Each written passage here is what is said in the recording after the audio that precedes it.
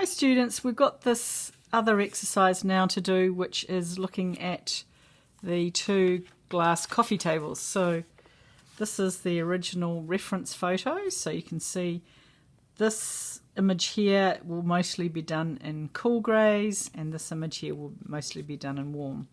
So starting off, this is really the base where we're putting in all the grey tones, and then I'll start working onto this. This is one where I've started to do some pencil work, so I'm going to move between the two.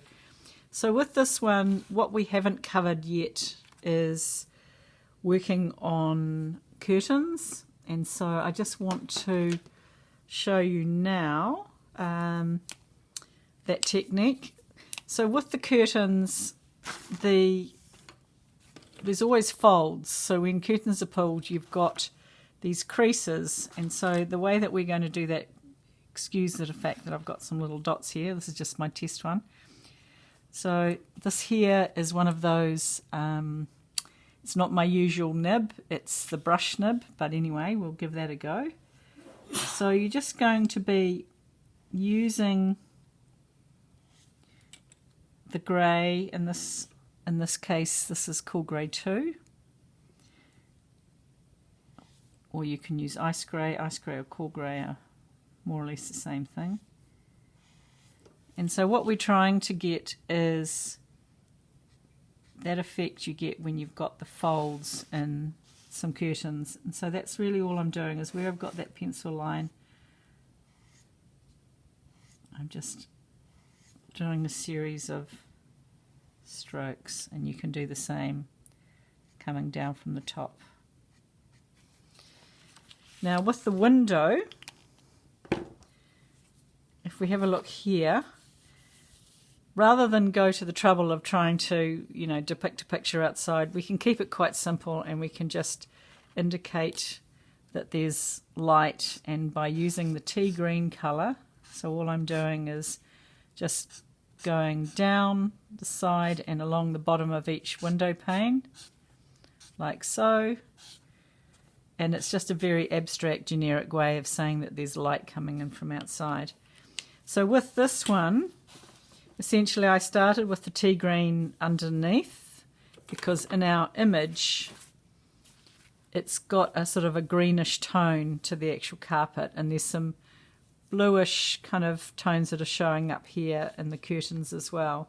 So you'll see that with this glass top table you're going to have reflections, and so we're going to show that shortly. So again, just using your grey tones underneath, just build up your couch, which is a white couch, but build it all up with your grey tones to start with, and leave the coffee table initially, just leave that white.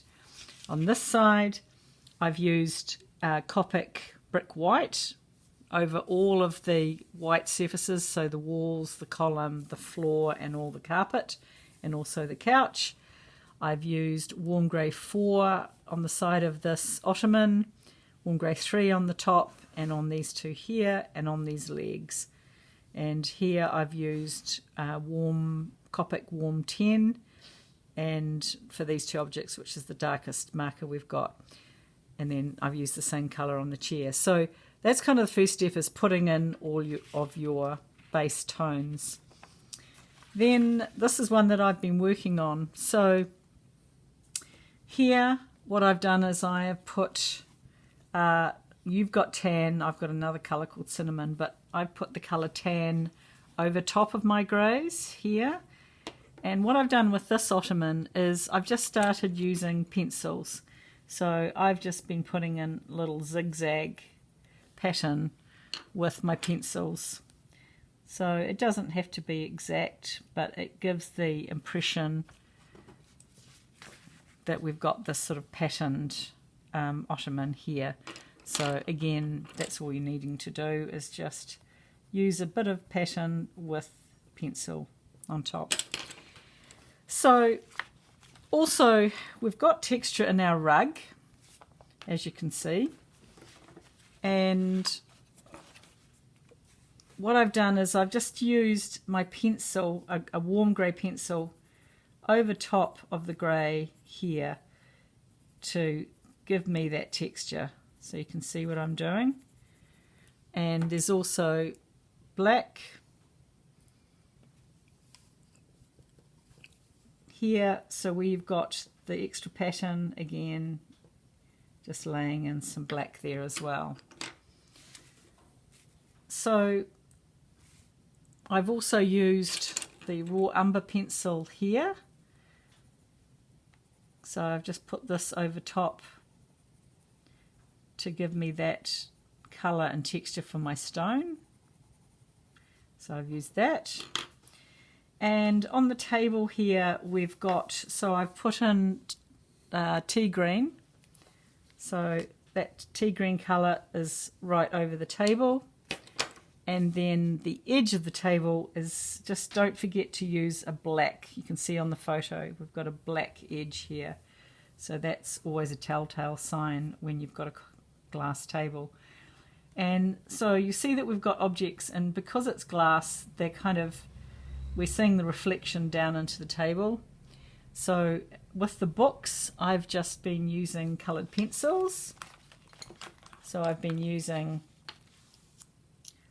an orange pencil here, and I've used a darker red and a magenta pencil on top. So that's the pencil I've been using there. And then I've used a warm grey just to tone down here where it's reflecting down on the side of the book. On this object here, which is like a flat plate,